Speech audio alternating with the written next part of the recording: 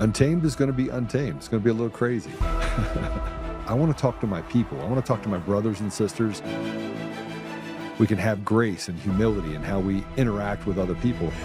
Oh, hot dog, look at you. And nobody talked about what's really happening. And let's have conversations about what truth is.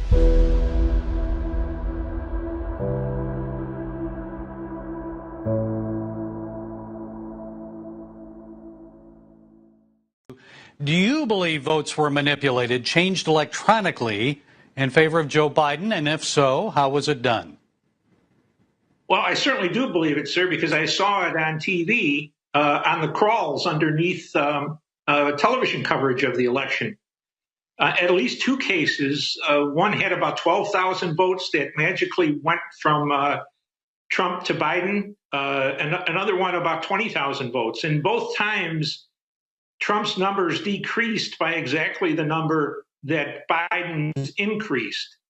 And so before any of this came about, I just had a strong inkling that something was afoot here.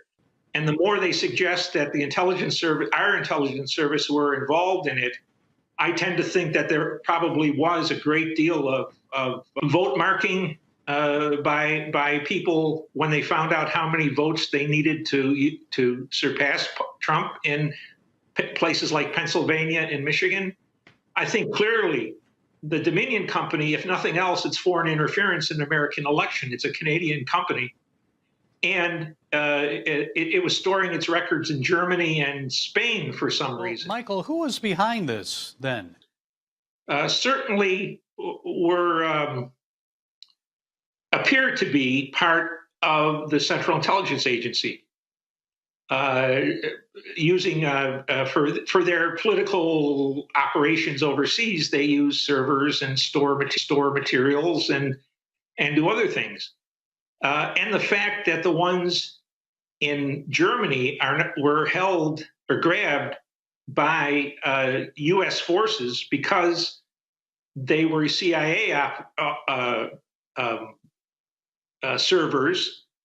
And in Europe, the CIA operates under the jurisdiction of the military.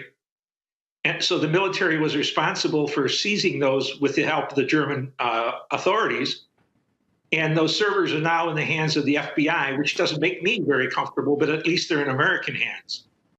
Every day we talk about the same thing. It always comes back to elections. It always comes back to, do we have free and fair elections anywhere in the country? And I put out a bunch of information. I put out a post where I just had to ask President Trump, and it's not even heavy on my, it's not even top of my list when it comes to the things I want to talk about early on in this conversation. But we still have the same people that are saying there's nothing to see here. We still have the same lawfare. Now, it's gotten past the point where the people recognize that the election's been stolen and that we don't have free and fair elections anywhere in the country. We don't have them in any state, not all 50 states, none of the 50 states. There's no free, fair elections at any point. And for those that say, well, President Trump won in 2024, explain that. Well, they had to take that chess piece off the table. He can only run one more time, this is the 4 years. Although, it's been argued that maybe he could run more than one more time. Although he's 80 years old, so I think it's time that he probably enjoys the rest of his life. It's time for somebody else to come in and finish the job. Now, figuring out who that is, who's going to come in and do the right thing by the American people, I don't know who that person would be. But I do want to say this.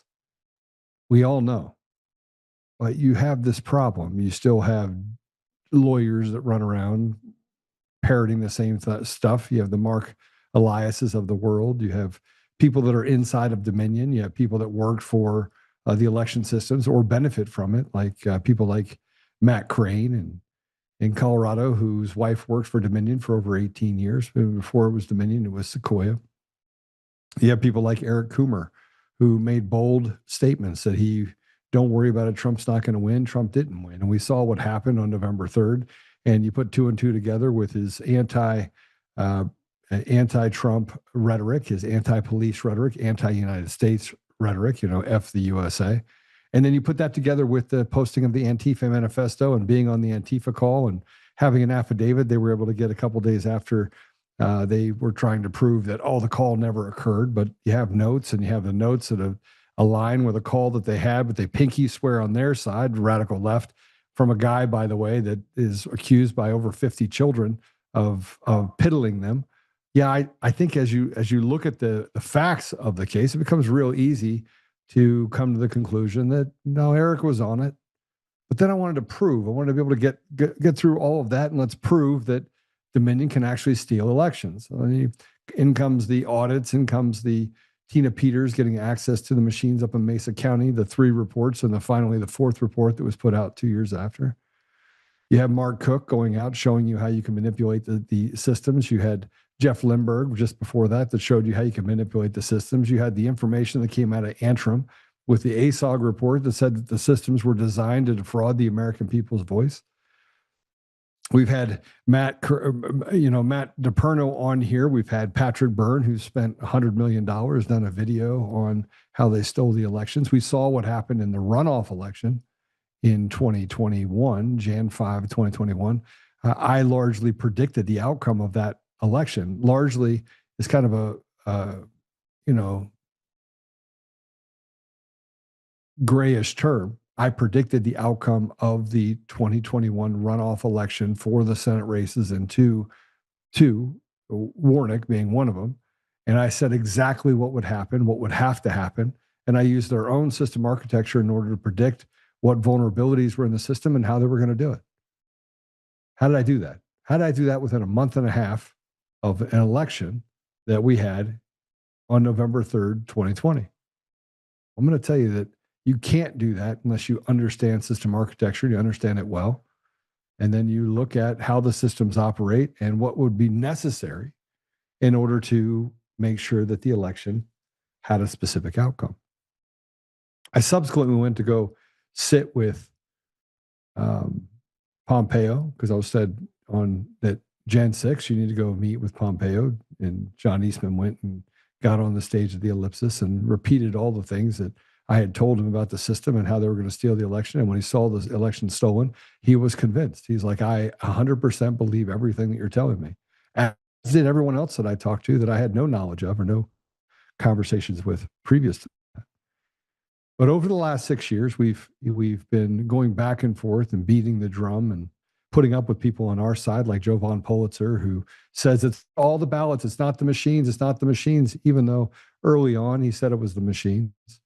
Remember, he sat in a conference in Georgia and said that right now he had people that had hacked into a poll pad, even though that was fabricated as well. And here's a guy whose only job before that was, selling someone a QCAT, which was basically a handheld scanner. He took a bunch of companies millions of dollars and then just disappeared. But then he came back and he was a treasure hunter, and he said he found a sword that he never found. And no matter where you look, it's not just the Joe Von Pulitzers that we have a problem with that stepped in the middle of the Maricopa audit and created chaos so that couldn't get off its feet. But you had other people that did the same thing, that said, hey, we're on your side. We're here to help. But they, in large part, made people walk away from the election fraud inside of the machines. Now, let me just separate the machines from the software. You cannot have software if it doesn't operate on a machine. So we're not talking about some innate object and the machine did this and it's like some robot. No, it's a program system. It is a software package that operates on devices, right? Machines that allow for them to steal the election. And those have databases in it. You have the EMS and you have the MBP, mail ballot printers, and you have all sorts of tabulation systems. And I mean, it's a pretty sophisticated system for something that's designed just to count your vote. And I say that because over the last 6 years, there's been a lot of information. And if you listen to anything that we talked about on Friday, it'd be pretty difficult not to come to the same conclusion with Matt DePerno that they've done a pretty convincing job at first of saying nothing to see here, safest, most secure elections in U.S. history, misinformation, disinformation, the same dog whistles. You're an election denier. And you had people from all walks of life that mostly were just journalists for entertainment purposes and decided to move over to the news side and just slander people with impunity. I mean, they had the media down pat. But they didn't count on the resilience of people to stand up. Now, they thought that they were going to squash all of it with the Jan 6 insurrection. Nobody wants to be associated with an insurrection. Nobody wants to be associated with doing some treasonous act against their country, although that's not what happened either. And yet, as we look through all of the tons of videos that weren't released by our own government, you come to the same conclusion, and that conclusion is pretty obvious. The government was involved in the J6. The government was involved in the overthrowing of the vote of Donald J. Trump. And there are more than a few people that are intimately involved in this that said they're on our side. So before I get into all the stuff about Dar Leaf, which I want to talk about, I've been vindicated several times in several different ways. Every time Eric Coomer opens his mouth, it's a new gift that keeps giving. And if it's not him, it's definitely his attorneys who acted maliciously and with malice to defraud the court. They knew they had a joint defense agreement with Dominion Voting Systems. They knew about the fact that Eric Coomer was not some innocent bystander sitting on the sideline, that he was intimately involved and understood how to program and change the outcome of a system, because there's emails to prove it. But they thought, we're going to be able to hide that. They didn't consider that Stephanie Lambert was going to step out and say, no, there's been crimes committed. We need to uncover these crimes, and handed those emails over to a sheriff. And they didn't think about Sheriff Dar Leaf doing the right thing and creating transparency just so that he could hold the government accountable. And when he did so, using those same emails and letters that he wrote to say, why aren't you doing anything? Why, Jim Jordan, are you sitting on your ass? Why, John Thune? You keep repeating the same parroted bullshit that there's nothing to see here. There's nothing wrong with our elections. They didn't expect the fact that Dar Leaf would take it even further, even after losing his son, and continue down the road of investigating a faulty system at best and a diabolical system at its worst. He didn't expect it. Nobody expected. Nobody expected that I would continue to stand and speak for 6 years, to take the beatings that I took, that Patrick Byrne would do the same, that Professor David Clements would do the same. True people that are patriots and believe in this idea of the opportunity they've had in their lives and wanting that same opportunity for the next generation that obviously does not exist. I put this up. And I put up this post, and I'm probably going to skip ahead to it. I'm going to put up A8, if you would, please.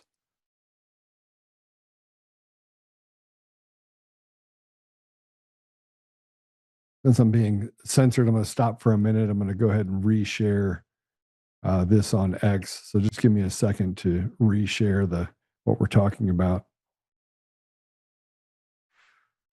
We are talking about election fraud. You can share too while we take this quick break. Just hit the share button. I think this is probably the most important broadcast I've done to date. We're going to go through some information. I'm going to talk about what happens inside the black box and, why Eric Coomer, why was he involved in all of this? And, they know this. They all knew this. That's why they stood up and said, okay, Eric, you have to sue all these people to keep Oltmann quiet because we need him quiet. And then we're not going to sue him because Dominion didn't sue me. And then we'll just sue everyone else, including Fox, which, by the way, we have the same PE firms involved. We'll just move money from one to the other. I mean, we launder money anyway in what we do. So it's nothing different than what we normally do. We just do it legally now, and everybody can see it, and hope that we can chill the effect of people looking into elections. So we're talking about election fraud and the breaking information out of Sheriff Dar Leaf. Latest drop. It vindicates me and others once again. Here we go. Let's put that up there. Let's see if that actually does anything. If you're on X and you want to share, please share. I can't seem to. I mean, it happens all the time. It heats up, and we get a bunch of play on the reruns that we run. But somebody was really up all night trying to do everything they could to stop us from publishing some things. So I just finally went out and spent money on it, and then they shut down the spending money to boost it account because can't have the information out there. Anyway, let's go through this really quick. Make sure I got this. Hit the little up button. There you go.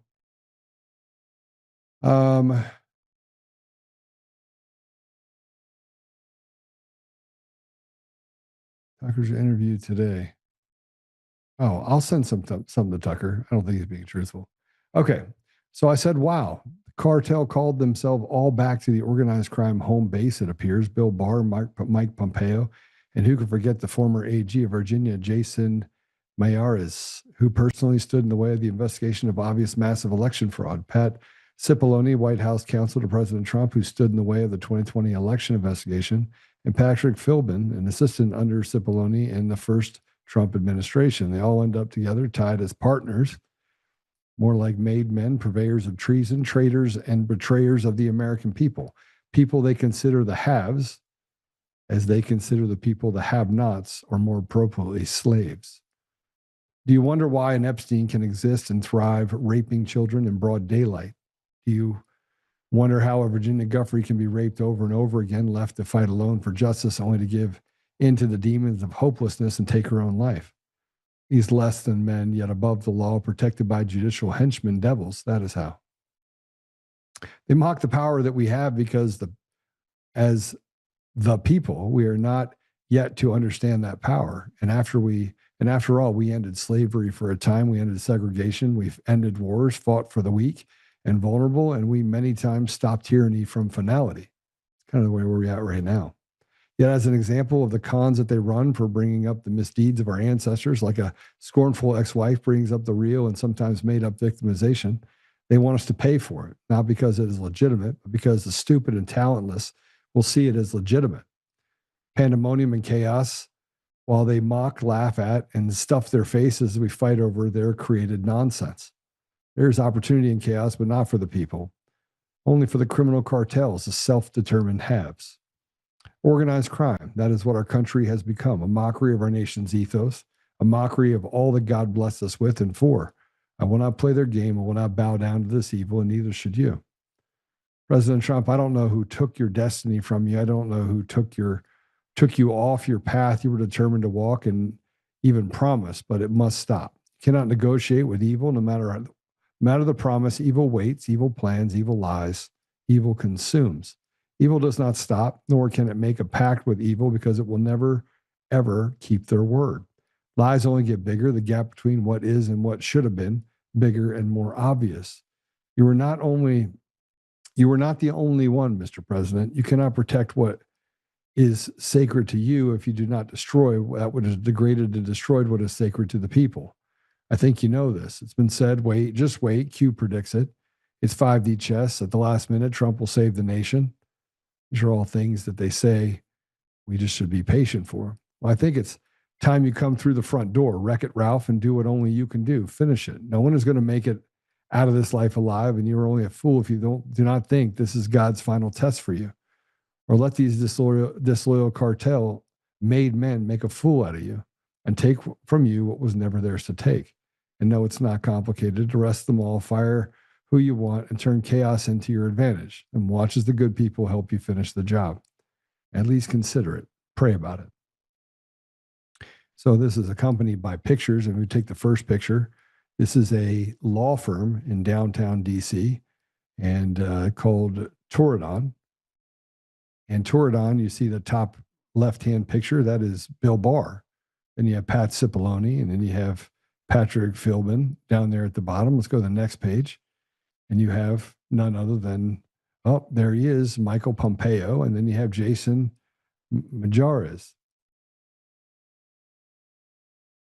There's more people in the list. There's more people on the list, but I mean, let's call it what it is. You got the entire cartel that comes together. They got to keep real tight-lipped. They got to stay together. They got to make sure that they can I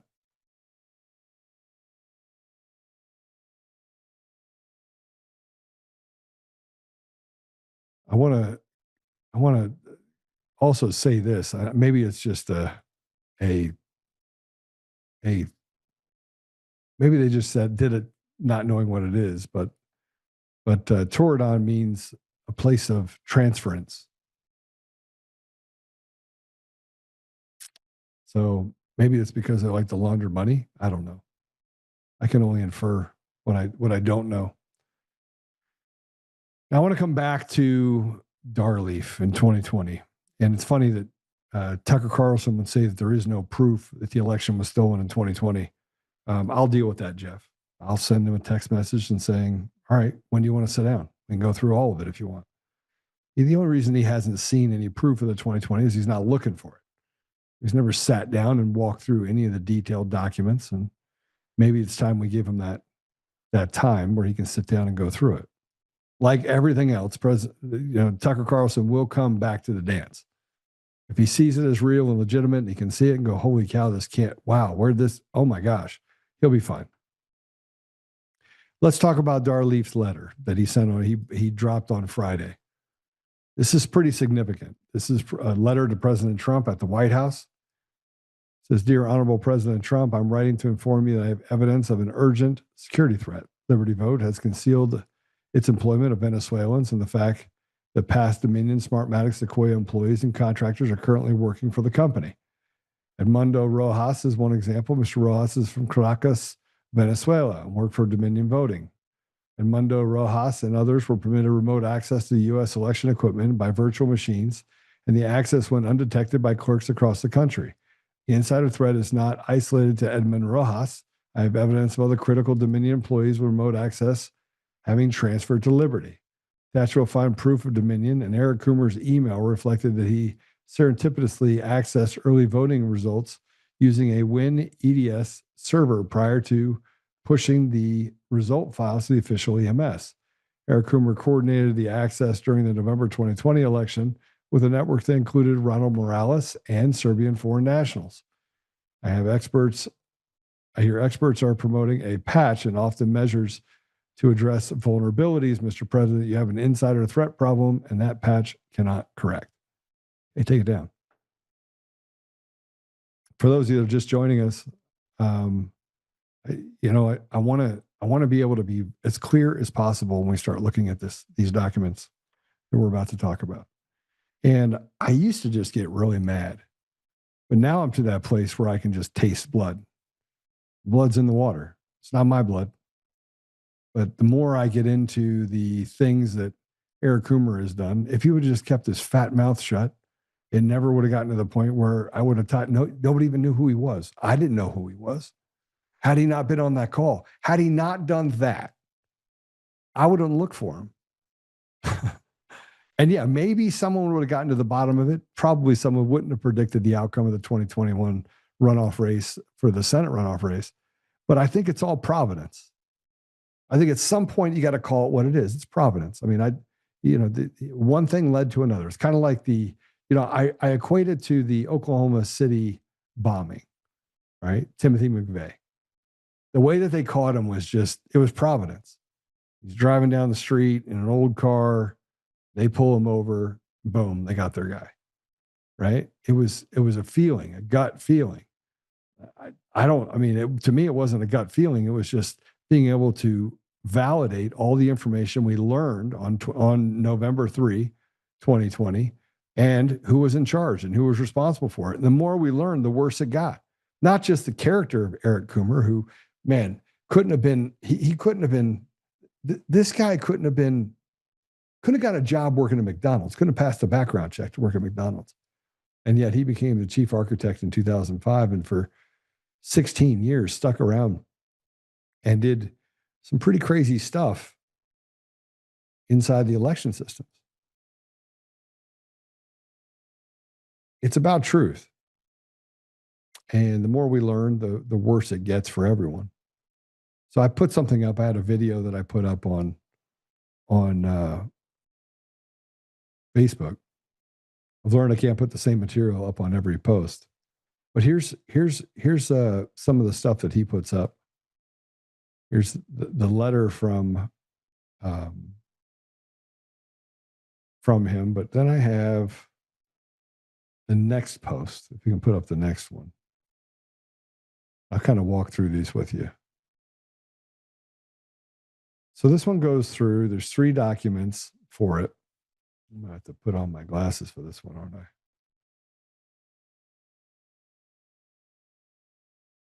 Yes, I am. Now let's go through some of the people that are on here. You have Martine Punt. You have Exafon Maragos. You have Nick Loco no Makis. He, by the way, you have Goran Obrodovic. These are all people in Serbia, by the way. These are not people that are in the United States. Now, I want to go through this with you because this starts on October 30th, right? October 30th, you can walk through this, and this is from Alex Soto Vasquez, again, another Venezuelan. And it's being sent to Mark McKinney, Martin, and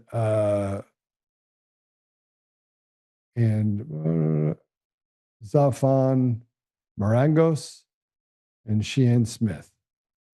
So I'm sorry, Eric Coomer, of course, he's second on the list. It says attached to the number of ballots cast per tabulator to date for Chicago. We are processing about 400 voters a day, and average 4 more days to go for EV. Please note the location 52 is spread into 4 tabulators. Adding tabulators to this late stage, procedural speaking, might be a challenge. We will start loading EV on Monday night. We'll export them and load them into Win EDS, one at a time. We loaded successfully yesterday in first EV machine with 3.3 ballots cast. Export from RTR took less than 5 minutes. Mapper took less than a minute. Loading to Win EDS took 30 minutes. Thanks, Alex. And Mark had to respond to this. So we'll put that one up. And it says, I have added Shanice to this email string. She's probably more aware of what we're discussing. Or just below it, I think. I went the wrong way. 32. Hold on.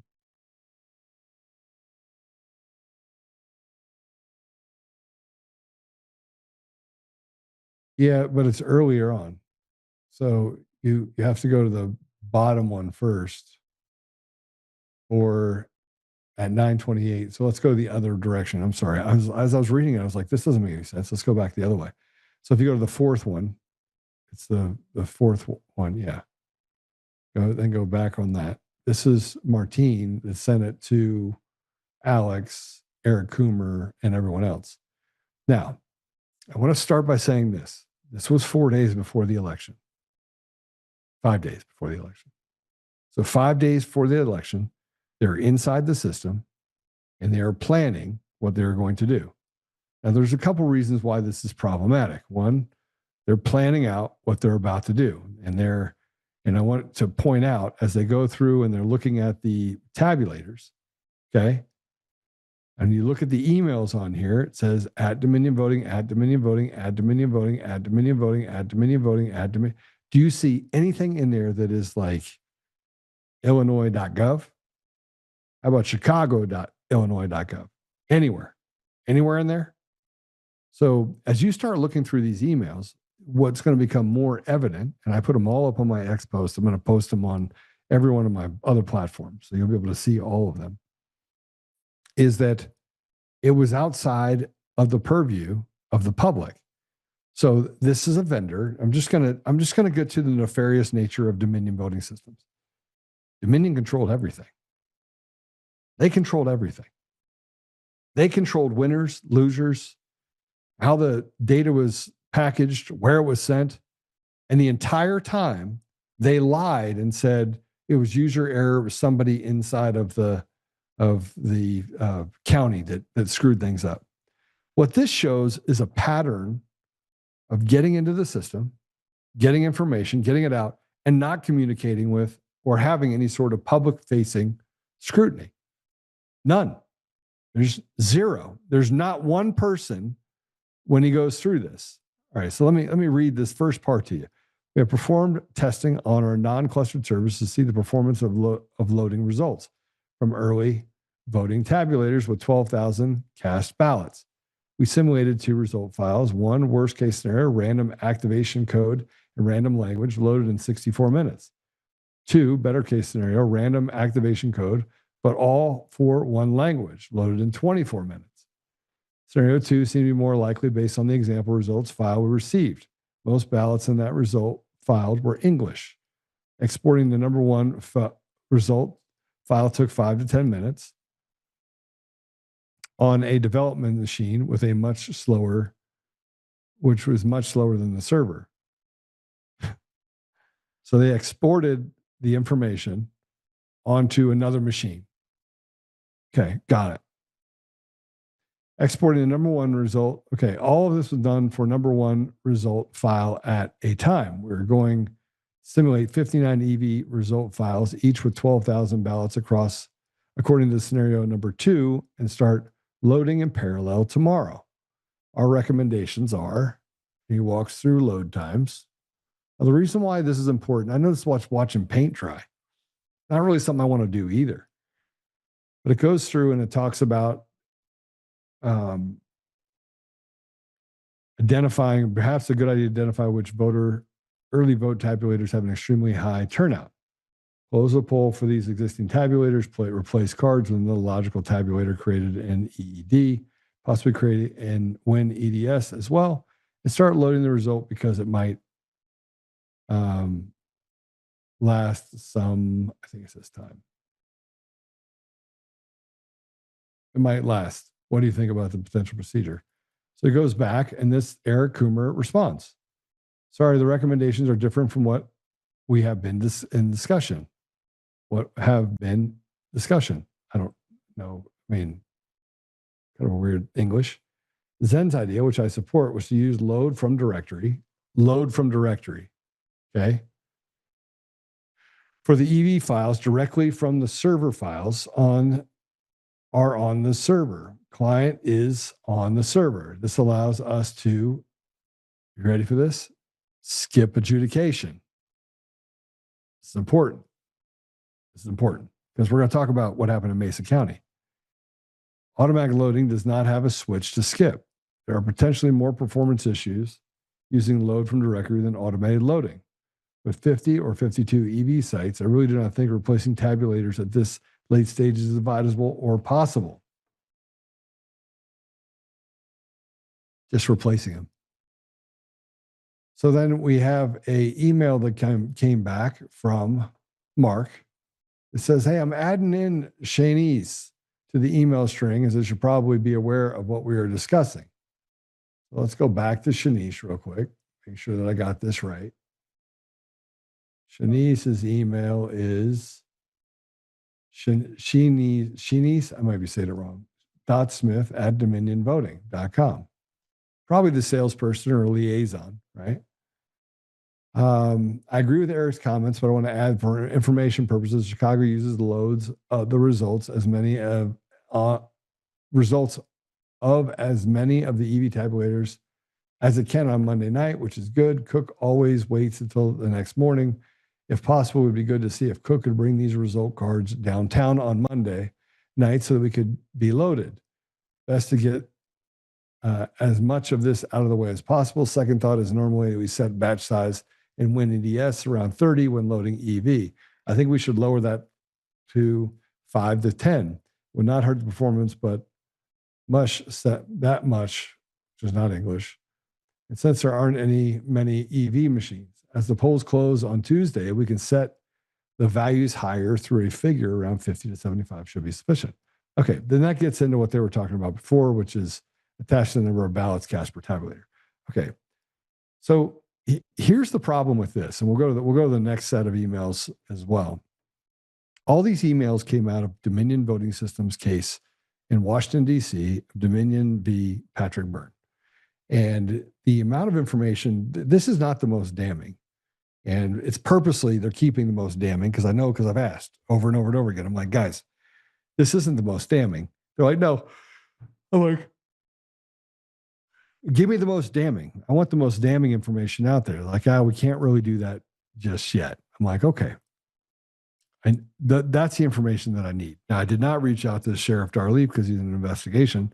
So I reached out to people that I know and said, hey, I'd really like to get access to this information, which, by the way, everyone is fighting. All right.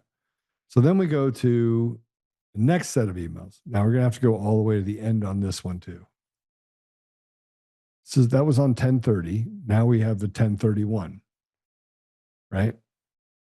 So this gets into 1031. This is Martine Punt talking to Alex, Mark, Eric Coomer. And it says, we have tested loading the simulated early voting results. They have tested the early voting results. Okay.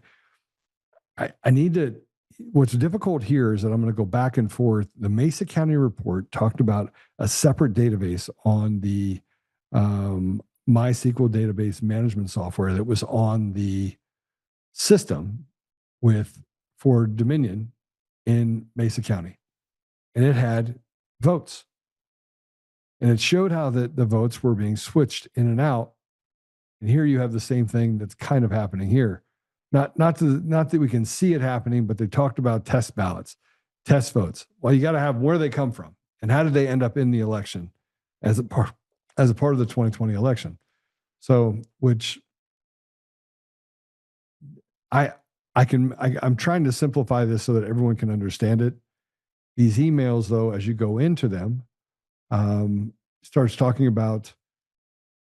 Let me just let's go to the page, the second page. Go to the next page. Is that the last one? Okay. So this is Eric Coomer. Thanks, Martine. And to clarify, each file is taking roughly a half hour to load. And then Martine says, yeah, that's a rough estimate, but yes, half hour each. We are still testing. And then Eric says, let's go to the next page, which will be at the top of that page. At a half hour, hopefully max, that's well over 24 hours of every cartridge to 12,000 is 12,000 votes. This obviously concerns the crap out of me. Not sure we want to do to mitigate, but obviously we need to try to get everything loaded on Monday night. So Monday night would be the day before elections. Now they're loading things onto the cards for Monday night. Why are they loading stuff onto the cards for Monday night? Why? Why before the election are they loading stuff onto the? I mean, there's just stuff that I'm looking where I'm like, okay, well, procedurally, make it make sense to me. Hopefully and then Mark says, hopefully the files will be somewhat smaller. It's going to take a while. I'm worried about Cook, especially. They really need to get part of this done on Monday night. And then you have Mark or Alex after that says, or the 30 minutes to load into RTR, right? If that's the case, we're in real trouble because on top of that, there's an additional 60 minutes to import them through Cartridge Manager before they go into Win EDS. If this is if we do it one at a time. We could cut down the time in 4 if we use the 4-Win EDS to run the Cartridge Manager. So 90 minutes total for one cartridge attached to the number per tabulator in Chicago. As of last night, 3 more voting days. Our average per cartridge would be around 66K QR ballots. Am I missing something? So then that caused Eric Coomer to respond. No, you're not missing anything. It's 30-minute max for 12,000 ballots. Yes, we may have some serious timing problems. I'm not sure there's anything we can do other than do our best. We can set up the cartridges to load overnight and they can come in we can, and it's quotes, come in, we can export and load into WinEDS. Martine, do you have any issue here? If we load from directory, can we also export loaded results? So they go back and forth. Now, the reason why this starts getting really choppy, we can skip past this, is that, oh, geez. This just came in. Copy link.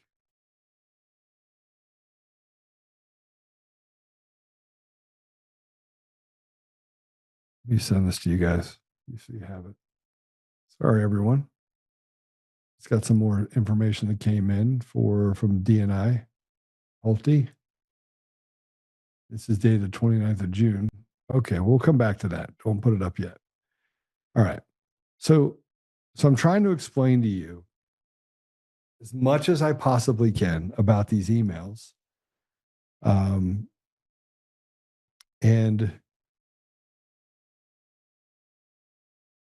we have so many more. Can we put up the next ones? Can we go to the next ones? No, not that one.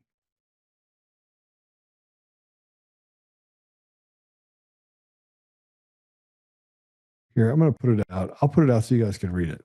Let me give you the breakdown of what I was able to uncover. Okay. And I'll be able to put out all the documentation related to this. I just asked my lawyers what I am and am not allowed to release to you, because I want to release as much as I possibly can of stuff that I have that I think is important. I think it's important for you to go through. So Eric Coomer has stated that he had no functional job, right, operational job related to the elections, that it was all behind the scenes. Excuse me, and he was just support. So the problem with that is, if you go through these emails, he personally copied election data to network storage, loaded it through the RTR into and Win EDS. He retried raw card data. He restored a Cook image, and he operated a clone environment. Now, these are things you'd remember, right? I mean, it's the 2020 election. Now, he said in depositions that he can't recall anything that he did on election day. Seems hard to believe given all the details that we have in these emails, but there's more. There's more stuff. So he was visible in the operational chain and did the work, right? The bigger issue is that nobody inside these emails was included anyone from the county clerks. So when the county clerks say, I don't have any problems, there's nothing happening, that everything's fine, there's nothing wrong with the machines, I now can look at it and go, that probably checks. They have the ability inside the system, especially with the new democracy suite, that they can just make universal changes across the board very quickly. And they talked about doing this in Georgia, by the way. And you'd never know it. You'd never, ever know it. So the issue here is who owns the elections. Now, they've said they don't own the elections. So states and local jurisdictions retain legal authority. So who is actually performing the technical acts that move results, move data? And that appears to be Dominion, not just in these documents, but in other documents we've been able to obtain. So the first question is that, did Eric Coomer have the authority? Did he have the authority? Did he have the access that would allow him to do it? He clearly has the access. Clearly has access. He clearly has access at the highest levels, because some of the emails are him actually giving people in Serbia access to certain servers and server logs and code. Nobody has, if you have access to that, you have access to everything. But here's the problem. When he said that he didn't have anything to do with it, these exhibits will actually show that he were not detached advisors, that they were the ones operating the workflow. So the workflow is being done directly by Eric Coomer. Now, you don't have the logs because they won't give you access to it. We don't have the government side documentation because they didn't include them in any of the emails. And Dominion has since been sold off to this pirated sale to another one of their cartel members. So there's no visibility at all.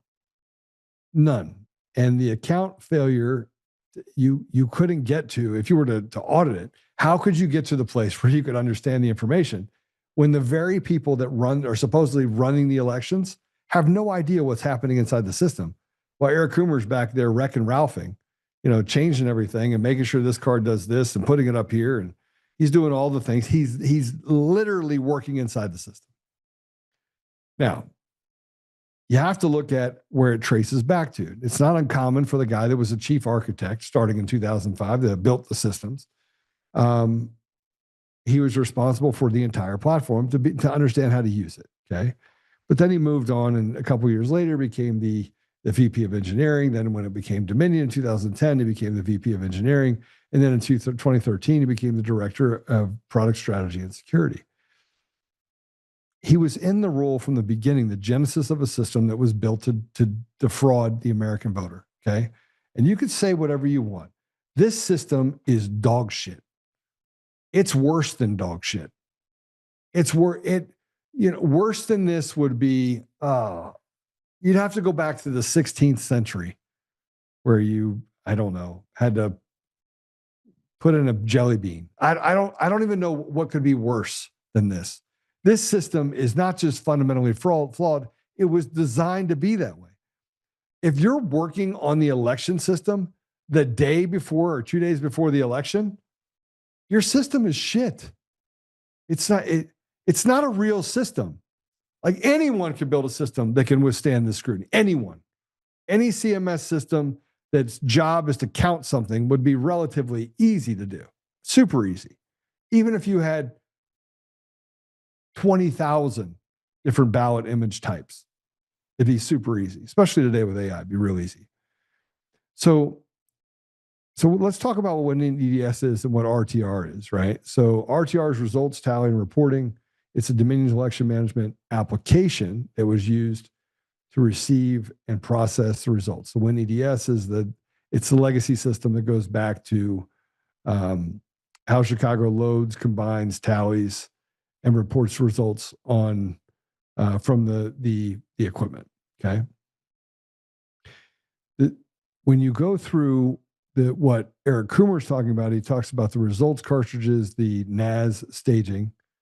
You have the RTR load and unload, or loading of the tally. You have the export result files, and then you have the WinEDS. And the WinEDS matters because it's not just a storage folder. Okay.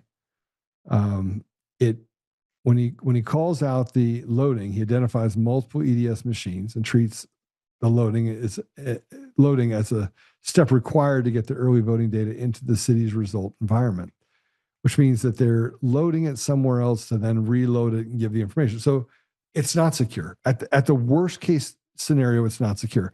Now, we all know what we saw on election day. We all know what we discovered on the runoff election. We know what happened in Maricopa. We know what happened in Mesa County. We know what happened in Nevada. Like, we have information from everywhere. And the difficult part for anyone to understand, now I'm talking to the people who just don't believe it. They don't believe that the election's stolen. They don't believe that it could happen. You're relying on trust me, bro. It's much easier. It's actually, I mean, I have to commend you, because you actually have to lie to yourself over and over again, but at least you don't have the headache of trying to figure out or putting in your own mind, yeah, maybe I am a slave. It's a pretty good chance I'm a slave. Okay. But I'm trying to talk to you about this because I want you to understand that it's not just one thing. It's not just one thing. You can't steal an election without access to data, if you don't take chess pieces off the table, which is why they're fighting everything, right? And we saw what happened with Raul. We've talked about that. We've talked about what happened with, the ballot harvesting. That we should get rid of the mail-in ballots, because you can print 1 million ballots and you don't know where they came from, and they come in on different paper. And I think the one thing that could be said is that you could probably discover that the paper is different in certain areas, and that they used paper they weren't supposed to in the election that created an outcome. That's probably very true, right? But there's opportunity in chaos. And so we have to look at this from the opportunity that's been created to create this chaos. And the sequence described by Coomer was result cartridges, NAS staging, RTR road, export result files, and WinEDS. Now, when you load these yourself, and let's just say you were the one to load them. You're Eric Coomer. You're loading those. Why is a vendor doing that?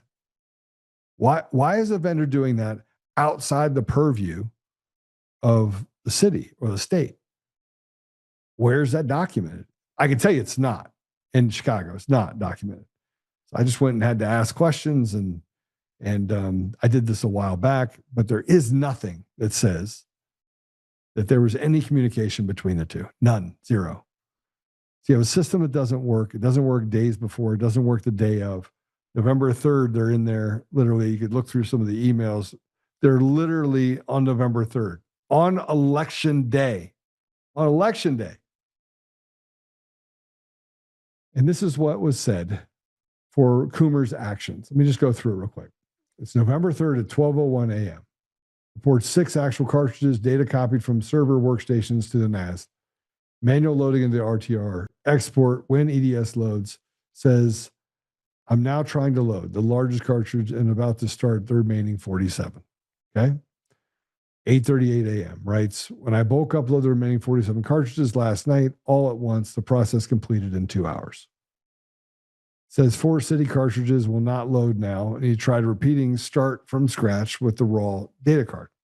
Report 37,478 then accounted for EV ballots and an effort to restore a cook image for use on the city side. 4:09 p.m. Got through the entire day. We just got the clone up and running, trying to load the 7,300 ballot cartridge.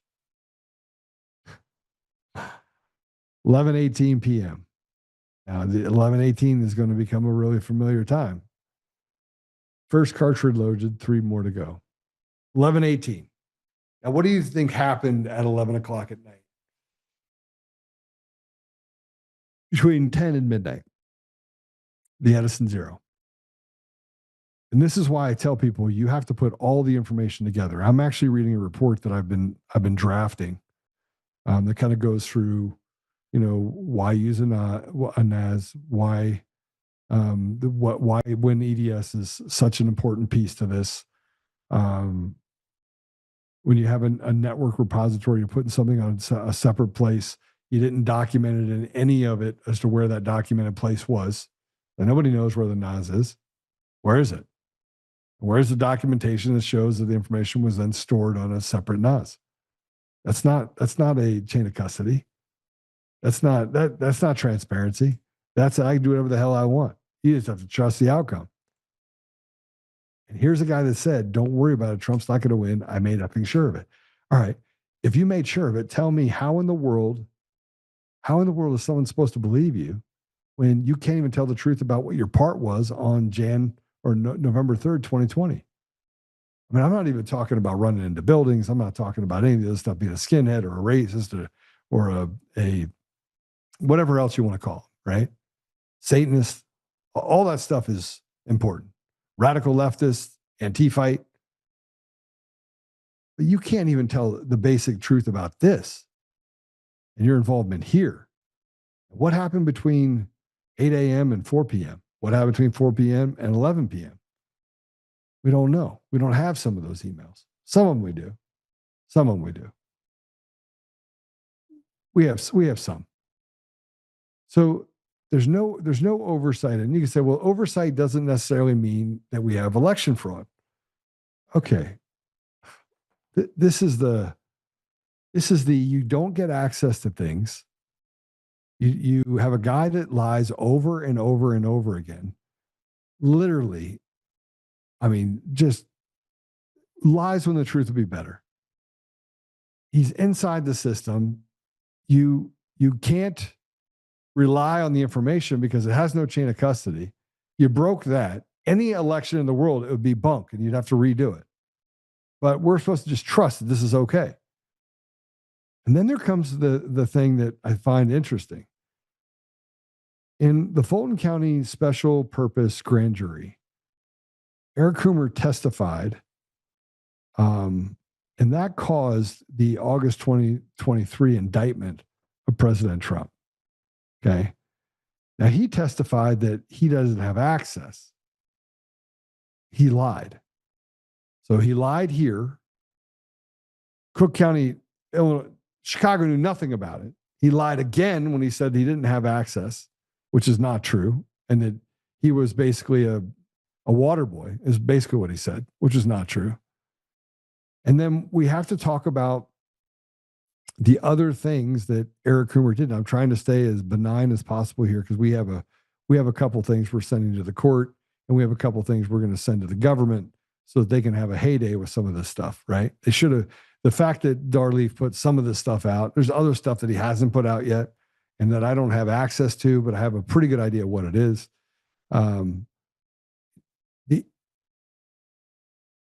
This shows you everything about, people have been convicted of murder for less, a lot less. And when we start looking at the elections being run by Sequoia and Dominion, and you start looking at the behaviors of the Dominion employees, they were basically the cartel. They could make anything happen, do anything they want. And you could see that inside of the Mesa County reports. Google me, Coomer. Yeah, I'm still talking about Coomer. Why hasn't the Trump DOJ gone after him? I don't know. I mean, we just talked about the entire DOJ, previous DOJ, Secretary of State, everyone that works for the same law firm. Yeah, I don't know. Anyway, as I go through this report and I start building this report, I'll post all of it super dry, but it at least will give you an idea of where I think that this is all headed. All right. Let's see what this one is.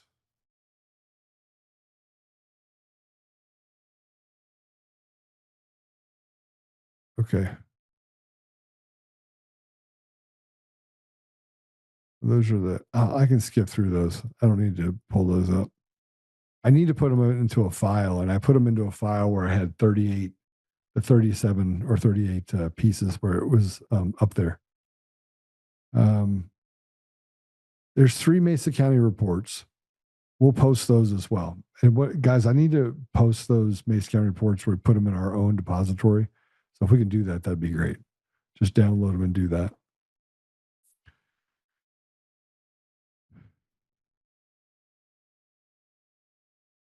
Here's the bottom line.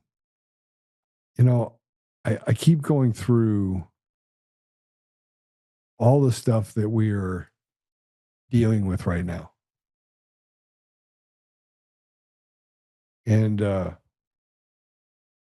we have the Shiloh Hendricks case up in Minnesota tried for disorderly conduct, violation of First Amendment. The judge, by the way, we were able to identify that piece of trash judge, is a radical leftist ideologue who decided that they could just throw it out and say, no. Gave jury instructions to say that disorderly conduct is calling someone the N-word. Now, I find the N-word reprehensible. I don't find it reprehensible no matter who says it. Even if a black person says it against a black person, I don't like it, right? I don't think self-degradation is a good idea. But I also recognize that it's people's First Amendment right. I have to say this, though. When Shiloh Hendricks was found guilty, she was sentenced to 90 days in jail, suspended but 1 year probation, 200 hours of community service, and supervised probation, 200 hours of community service, and a fine, a large fine. When I saw that, I went back and I looked at the guy that never showed up, by the way. He went back to Somalia. But I think it's important for you to understand that guy with a friend was charged with raping a young girl. And that testified that he took her into the deal, did not give her any food or anything else, raped her repeatedly, and then let her go. The judge, the DA in this case, the same DA that we have here, DA's office that we have here, dismissed in the interest of justice the charges against him. Dismissed him outright. And left the victim to fend for herself. So you have a child rapist who doesn't like the fact that he was called the N-word, whose son, daughter, maybe accomplice was stealing from the child of Shiloh Hendricks. And somewhere along the line, they decided to throw that case out, raping a child. That's a judiciary. So I wrote this, which I think is is interesting because I think it's what we're facing right now. When law becomes a suggestion, not the rule to operate from, when the Constitution can be discarded with ease, we are in a lawless society driven by evil, not good. And to those ends, you know what our obligation is to our fellow Americans. Any question? And I called out President Trump and semi called him out and said, "Listen, I don't know. Blink twice if you feel like you're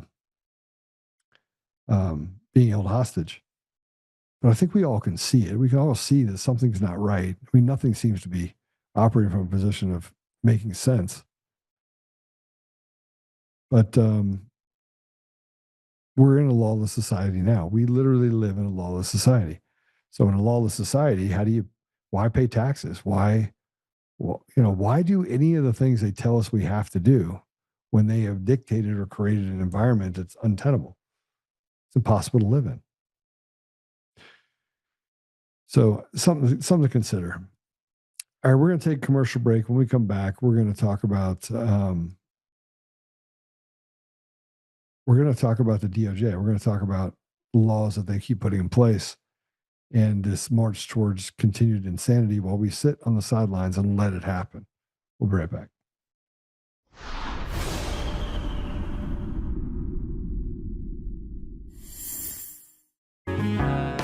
Oh, hi. I almost didn't see you there.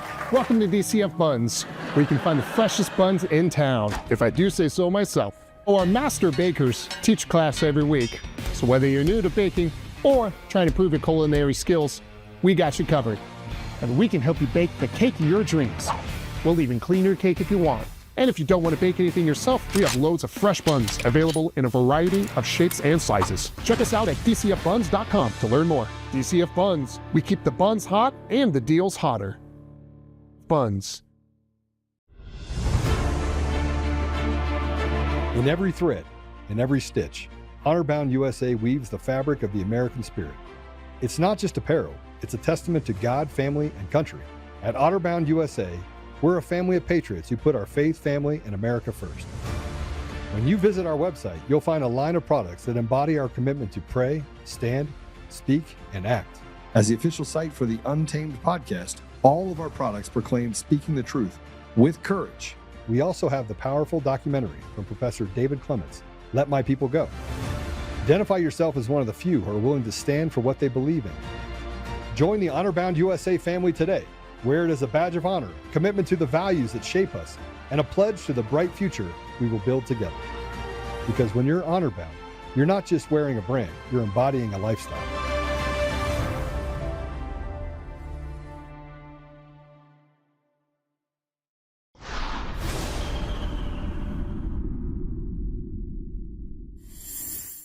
Those are the names of the new transgender dolls that will reportedly debut this fall in Minnesota classrooms to kids as young as 4. They even include removable genitals. My Gender Dolls was launched by 2 professors at the University of Minnesota Medical School, which reportedly began as a research project at the taxpayer-funded university. The Big Weekend Show reached out to the university and My Gender Dolls for comment, but we have not heard back. I wonder why, Tommy. This is not your father's Hasbro, is it? No, this is not. This is not the Mr. Potato Head that us millennials grew up with. Certainly a different flavor there. This is bizarre. This is upsetting. I don't understand. I thought that there was a time of reckoning after 2024 when the left and some of these types that are pushing this realize this isn't popular with your everyday American. It's just not. We don't want our kids playing with, movable gender dolls. We just want them to learn reading, writing, arithmetic. That's a big enough problem, right? But no, they're back. Woke never left. Woke just simply went on a hiatus, and it's full bore now. Went on a hiatus and decided to come back and do the same thing again because they're heading into the 2026 midterms, and chaos favors the odd, doesn't favor the people. And the CIA is still doing what they can to steal elections, and we don't have fair and free elections in any state and any part of our country. Now, we know who our enemy is. We know that these 2 radical, leftist, evil, demonic professors need to go on somebody's list. I'm not going to tell you whose list it is. I'm not going to tell you if you live in Minnesota and you're sick and tired of your children being groomed and sexualized. I suggest you make your list. And I'm not telling you what to do on that list, but I will tell you that sooner or later there's going to be a reckoning. And those are the people that should have nothing to do with children or education or anything else at all. They should be ostracized, exiled. Maybe we send them to their own little island like we did back when they went to Australia. Find them their own place. And all these people, all these freaks can all go to the same place. And the rest of us can be normal. But that's not even all. The DOJ just had to sue. This is in Colorado. Just had to sue Colorado because they were giving illegals our tax dollars to go to school for free and not to Americans. Play it. Colorado is not only violating federal law, but subsidizing education for illegal aliens at taxpayers' expense. Our litigation efforts will not cease until we have fulfilled President Trump's promise that illegal aliens will not obtain preferential treatment over our nation's own citizens. I imagine this pushback could be popular with the legal citizens in Colorado. So, Charlie, they want illegal immigrants to get in-state tuition rates, financial assistance, and scholarships. Yeah, and so what this means is if you live in Wyoming and you want to go to a Colorado university, an illegal alien living in Colorado or residing illegally in Colorado gets these benefits that you, an American citizen living in the state next door, you don't get. And this has been an issue. And you paid for them. Well, yeah. You paid for the college. Yeah, if it's an in-state college, you're paying for that. Yeah, through federal subsidies, without a doubt. State subsidies, not federal subsidies. And here's an interesting piece on what the DSA wants to achieve. By the way, none of this is popular amongst anyone, Democrats, Republicans, Independents. The fact that we haven't gotten together and literally pitchforked and tiki torched this deal, I don't even know what to say. Play this. This is Democratic Socialist America co-chair telling us, this is crazy. Play it. Of your platform, and I want to ask you, just give me sort of a true or false on these. Abolish the Senate. True. Okay. Replace the presidency and Supreme Court as we now know them. Yep. Abolish ICE. Absolutely. Abolish borders and give amnesty to anyone currently in the U.S. illegally. As a long-term plan, yep. Defund the Pentagon. Absolutely. Abolish prisons, at least in large part. Yeah, again, that as part of a long-term program, yeah. Okay, so no prisons. Government or public ownership of most large corporations. Yeah, absolutely. Okay, so then let's go back through some of those then. Abolish the Senate. There are people who are in the Senate now who are very supportive of DSA. They lose their seats? Well, the Senate is an anachronistic institution. Anachronistic institution. She has no idea what she's even saying. This is what they want. They're telling you up front that they want. Does anybody in the United States even think that's even a real thing? But they can steal elections. Listen, I'm going to let me say for the people in the very back of the room. It's not a real election. None of your fucking elections are real. None. They're not real. They're not real. You have one election. You just have one election. It would just take one simple election. One election to show you just how retarded these people are and the fact that even Democrats don't vote for them. And it's also going to show you that a vast majority of people aren't voting. They aren't voting. They aren't voting. They're disgusted with it. I talk to people all the time. They're like, yeah, why vote? Democrats, why vote? Republicans, why vote? Independents, they take whatever the hell they want anyway, Joe. Why vote? People that are in the military are like, we're just waiting for it to pop off. And we know who the enemy is. As long as we know who the enemy is, and the enemy is not the people, the enemy is not our fellow American, the enemy is the people trying to steal from us, take from us, and do what this piece of trash wants us to do. It's crazy. It's totally crazy. And this is who's calling you an extremist on the internet. I want you to understand that they're calling you an extremist. This is what's going to call you extremist. Go play it.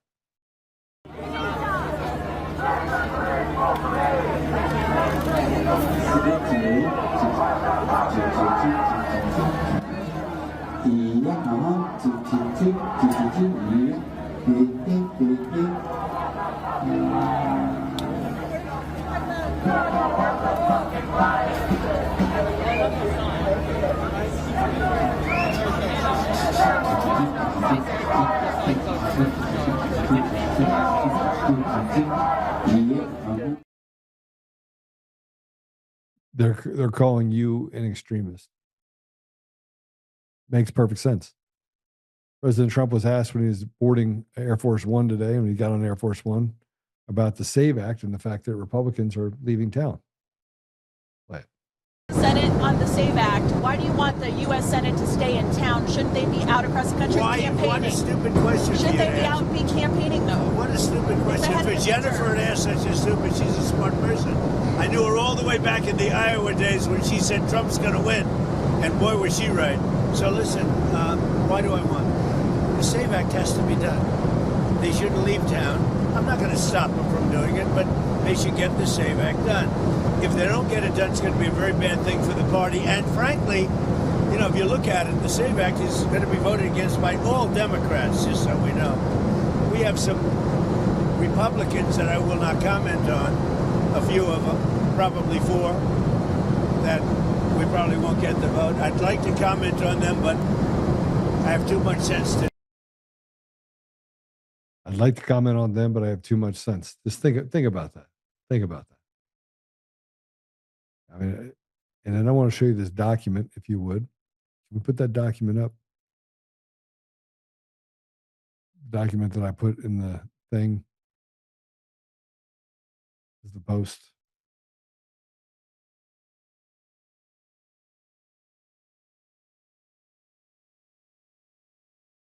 No? Can I? One that I put up previously? Yeah. As I'm sitting here going through stuff, and by the way, I've had some just crazy conversations with people. Crazy. About what's happening, what's getting ready to happen. This is a summary. And this is, let me just start reading it here. On select intelligence reporting from 2004 to 2020. Okay, just so you know, 2004 to 2020. Intelligence community reported the 2004 to 2020 documented persistent concerning about Venezuelan government manipulation of electronic voting systems and the potential national security implications for U.S. election infrastructure. The intelligence established the Venezuelan government officials developed suitable interest and likely some capability in manipulating electronic voting systems, including Smartmatic technology, to influence electoral outcomes in Venezuela. The 2006 intelligence community assessment that Smartmatic ties to Venezuela posed a national security threat was based on solid intelligence regarding Venezuelan government intent to influence U.S. politics and evidence of Venezuelan manipulation of their own election systems. The assessment led to U.S. government action forcing Smartmatic to divest its U.S. operations in 2007. Uh-oh. The little butt thing is blacked out. I'm wondering who that is. Blank reporting indicated that electronic voting systems contain vulnerabilities that could theoretically be exploited by sophisticated actors with insider access. However, while the intelligence validated significant concerns about foreign-linked voting technology vendors, it did not definitively confirm that large-scale electronic fraud was successfully executed in specific Venezuelan elections. CIA baseline assessments remaining that other factors were better explained electoral outcomes. The reporting on advanced techniques like provided concerning insights into alleged Venezuelan government capabilities and intent, but came from limited sources. Intelligence sources between 2004 and 2020 reported that Venezuelan President Hugo Chavez and his successor, Nicolas Maduro, demonstrated sustained interest in manipulating election outcomes through electronic voting systems in April 2024 or 2004. The objective was to prevent the re-election of a sitting U.S. president, suggesting intent to influence U.S. domestic policies. This finding was part of the basis for the intelligence community 2006. And this goes through a letter. Okay, so let me just take this down for you, okay? Because here's what they're trying to do. They're trying to tell you that it's just the presidential election. They can steal any election at any time. They can steal any election that they want at any time. They steal as many as they want. They've been proving that. They stole Virginia. They stole Minnesota. They stole Colorado. They steal whatever they want. Primaries, generals. If we don't pass the SAVE Act and take at least a few pieces off the table, we're done. I'm telling you right now, you're done. We're going to get all the way into November and you're going to be done. And you're going to be saying to yourself, something has to change. Well, it does have to change. It absolutely does have to change. But it's not going to change until you get rid of the machines and mail-in ballots, get the voter rolls, hand count in person, precinct level, and you'd save 90%. But they don't want to do it because it has never been about the money. It has always been about making you an institutional slave. Well, that's all I got for you today.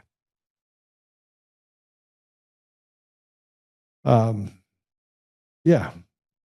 The stuff that was put out there by Darleaf is damning. It's damning more to, and right now, yeah, I am concerned just for Eric Coomer. Like, I just think that guy needs to go down for his part in stealing the elections in 2020. Period. I want that to happen. I want him to face the penalties for what he and others have done, including his lawyers. They all knew. They all had access to the information. Now, I got more information. My lawyer just said, no, you can't send that out yet. So there's more information that's going to be coming out. Way more. Has nothing to do with Darleaf or anything else. There's a lot coming out right now. And over the next month or so, one thing I'll say about President Trump is he's actually really chill about it right now, which means that I know that he's going to be doing something here relatively quickly. So we'll see how it goes. We'll pray about it. All right. So Apple Podcasts, Google Podcasts, Spotify, Pandora, iHeartRadio, TuneIn, and more. We're also on Amazon and Roku. See if I got any comments in here that are interesting. Sedition 101. Sounds like someone should be arrested after this interview. Yes, unless you're talking about me. Yeah, that's it. That is it. Remember to share, do your thing. Good to see that Eric Coomer's little boy or whatever you want to call it is over here listening to the show. So he's out of the country, but the lawyers just keep writing more and more things. They lost the PPO. And yeah, now we just get to go after them. It's going to be fun. It's nice to be on offense for once. All right, let's pray. Father God, thank you for the opportunity to be here today. Thank you for just thank you for allowing us to be faithful and to just watch this process and carry through the process to get to a result that holds people accountable for the things they've done to this country and to this world. Father, we know that ultimately there's just a lot of evil out there. We'd sure like to be able to destroy a little bit of Team Evil's hold on the United States and other states and countries around the world.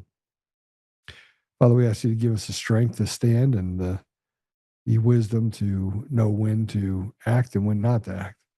More importantly, that we can come together as a community, setting aside any sort of political football team and to the greater good of serving our people, American people.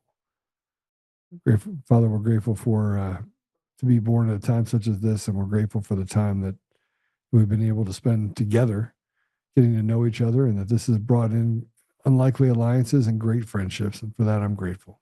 I say these things in Jesus' name. Amen. All right. We'll see you guys soon. It's good to be with you. And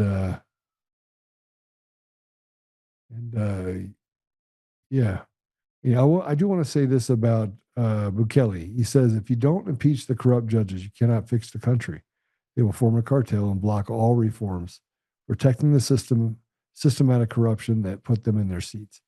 We're heading towards a war, guys. I'm telling you right now, we're heading towards a war. And the only way that we're going to get out of that war is for someone to have a Julius Caesar moment. And who knows who that is? Could it be Mike Flynn? Who could it be? Who's the guy that can stand up and finish what needs to be done in order to give the American people back their sovereignty? That's the thing we'll be looking for. God bless you. We'll see you soon.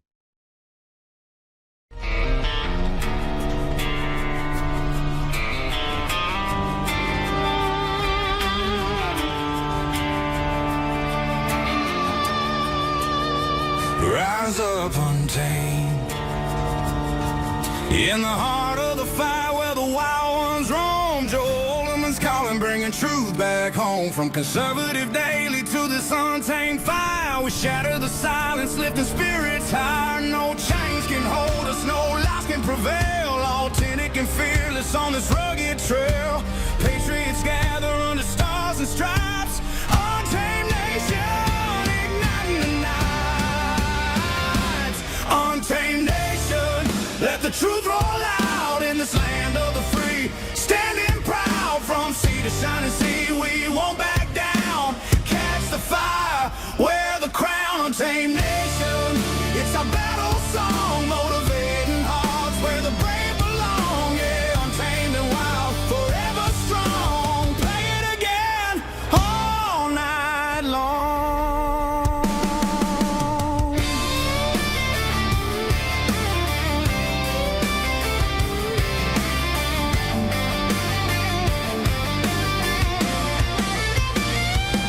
Break the mold, chase the real, no more games, time to heal.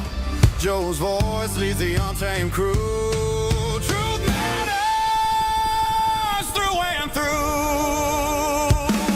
Untamed nation, let the truth roll out in this land of the free. Standing proud from sea to shining sea, we won't back down. Catch the fire, wear the crown. Untamed nation, it's our battle song, motivating hearts where the